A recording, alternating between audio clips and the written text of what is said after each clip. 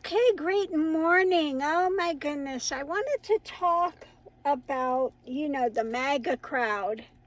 And they're so in allegiance with 45. So what's going on with that? Well, the conclusion I came to is that it's like people that have their ego wrapped up in a football team. Now, we've all seen them. The team is an extension of their persona in some crazy way. And if the team wins, they puff their chest out. And, if their team loses, oh my God, they're mortified. It's horrible. It's, the game is coming up. Everything's on the line. It's a game. It's a game. It is not an extension of your ego. Well, I think the thing with 45, it's the same thing with the MAGA crowd. They are living vicariously through 45. They all wish they could be wealthy. They wish the rules didn't apply to them. They wish they could just be absolute bullies and get away with it. So I think that really they've attached their ego to 45. He has become their substitute ego, an extension of it. So no matter what he does, no matter where he goes, they are going to justify it because they are now him, okay? So I know it's just craziness. But anyway, that's the bell that went off today in looking at it. And what is with these people? Okay, well, that's the conclusion I've come to. That he has become their surrogate egos. So they will back him and justify anything he does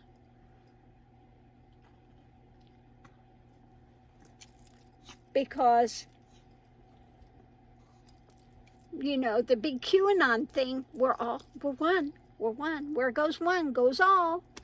Where goes 45? We go. Because he is us. We are him. It's just like the insanity. What do you think?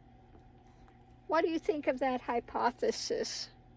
Yeah, I've never understood the thing with the people that are so caught up with the sports as well, that it becomes their identification.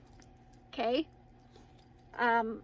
I've never gotten that type of logic, but there, are tons of people that are following that way.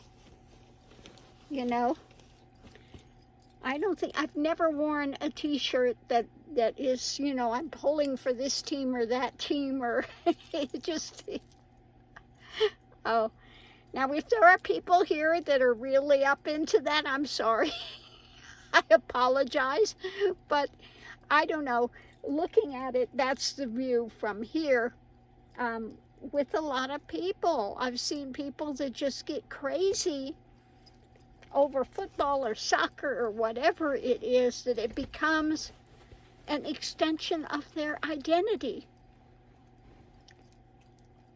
Okay? And they take it personally, what the team does or doesn't do. So anyway, let me know what you think about that. And I do appreciate it. Oh my goodness. It is chilly out here this morning, 20 in the 20s. So yeah, we just came back in. I took the four-leggeds out for their morning constitutional, and it was cold. I'm telling you, I'm just glad it was not windy today because, oh my goodness. It was just cold. Thank goodness it wasn't windy. Now we have had really windy days out here, but thank goodness today was not one of them. So yeah, brave the cold out there. And Mr. Max, oh my God, last night I'm in bed and he's pacing up and down, up and down, up and down in the bed, and he's just shaking, he's shaking, he's shaking. I'm going, what is wrong with you? I know he's not cold, because this 20, in the 20s, and he's fine out there. He loves it, he'd be out there all day playing in it, so I know he's not cold. And then I figured, sometimes if they're in pain, they'll shake and stuff. So anyway, finally put him down, and at night I pick up the rugs. I do roll up the rugs and get them off the floor. And sure enough, I turned my back for 2 seconds and he went potty. And I cleaned that spot up. I'm cleaning up that spot, and he runs down to the potty pad and goes again. I mean, what was he storing this stuff up for the last 3 days? Like, oh my God. And then after that, pee-pee and potty extravaganza, he was fine. No more shaking. He settled right down and went to sleep. But he must have had to go to the bathroom so bad, and he's doing all he can to not potty on the bed, which I appreciate. He says, "You're telling on me, Mama. You're telling on me." But yeah, he was trying his hardest, and like I said, I put him down, and I mean, oh my goodness. Oh my God. So anyway, we avoided disaster last evening. It's a good thing he's a little dog and he's not a Great Dane. That could have been really tragedy. It could have been chez tragique, couldn't it? He says, good thing I'm a little guy. Yeah. So he's pretty easy to clean up after, thank goodness. But yeah. Yeah, if it would have been a Great Dane or something, I could have been in a world of hurt in here. So anyway, disaster avoided, and he was fine after that. Oh my goodness. So how's your day going? It is lovely out there. Isn't that pretty? It is. I love coming out and waking up and having, nature out my window. Like I said, I love my house. It's a wonderful little house. But you don't see any nature out the windows. Really, all you're seeing are the neighbors. And I love to wake up, especially in the morning about 6:30, when the sun's coming up over the mountains and you see the beautiful sunrise and stuff. That's my favorite thing. You see the beautiful sunrise, or at night, I'm laying here and I can put the shades up and see the stars and things. I love that. Okay, you can't do that in a house, okay? At least not in the house I'm in.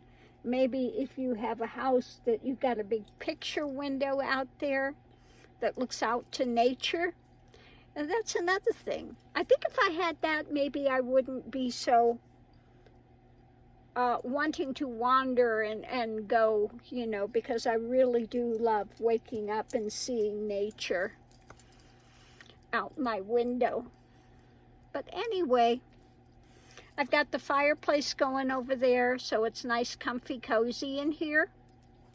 Last night I did have the furnace on with the propane, because when it gets past 30s, what is it, 38, the heat pump stops working, and you've got to run the furnace, or else you'll get ice cold air coming out of there. So the heat pump only works to a degree. You get to that colder temperature, and you'd be freezing in here because it would be blowing out ice cold air. So anyway, we survived it, and it was quite fine. Up in the morning, having my coffee, having a bit of Maga coffee. Took the four-leggeds out for their walk this morning. Came in, they had their treat. Say we live for our treats and treasures when we come back in. Yeah. So they got to have their treasure this morning.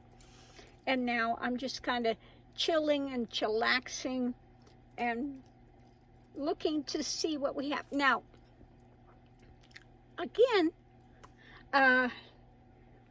it looks like we've got 2 more winds in Arizona. Okay. Like I said, you know, don't panic, people. We are not done. Okay. We are not done.